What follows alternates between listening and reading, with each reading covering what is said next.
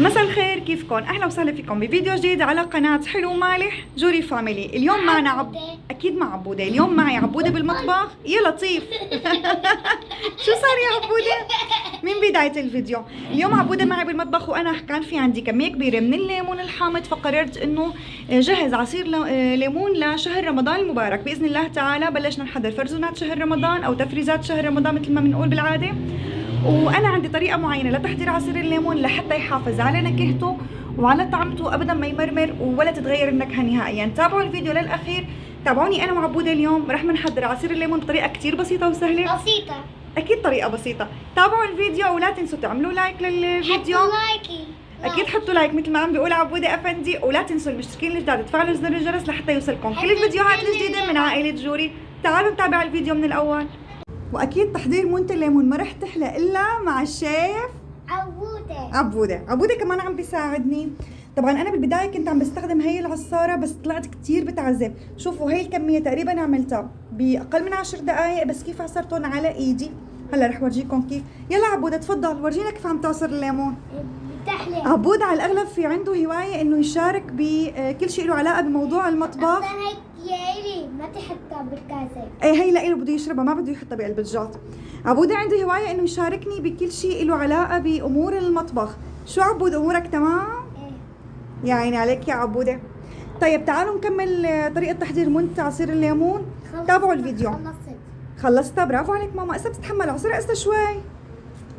يا عيني يا عيني. هلا الطريقة اللي انا عصرت فيها الليمون بهذا الشكل، عصرته بايدي وحسيت الطريقة كتير اسرع، وبناخذ كل الكميه الموجوده بالعصير مثل ما انكم شايفين، واكيد بتصير ايدينا ناعمين. فانا خلصت بهي الطريقه هي الكميه. تعالوا نشوف كيف بدنا نحطهم بقلب القناني. من بعد ما عصرت الليمون انا اكيد وصفيته، رح اضيف مثل ما انكم شايفين معلقه من الملح على الليمون، ورح حرك كثير منيح لحتى يذوب الملح بقلب العصير. هلا رح ابتدي اعبي القنينه. اهم شيء نكون عم نستخدم قنينه من الازاز، لانه ابدا ما خرج نحفظ عصير الليمون بقناني بلاستيك، لانه ممكن يتفاعل البلاستيك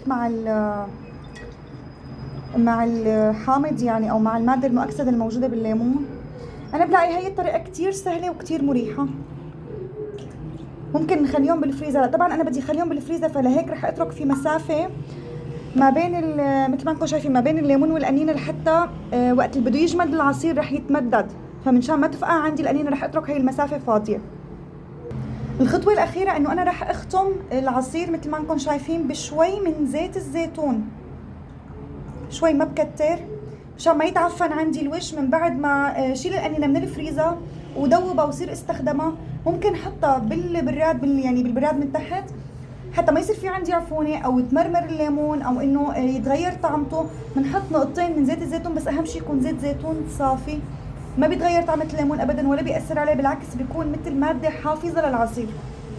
تابعونا دائما بالفيديوهات الجديدة، وخبروني بالتعليقات اذا بلشتوا تحضروا لتفريزات او فرزونات رمضان مثل ما نحن بنقلن. يا لطيف يا عبودة.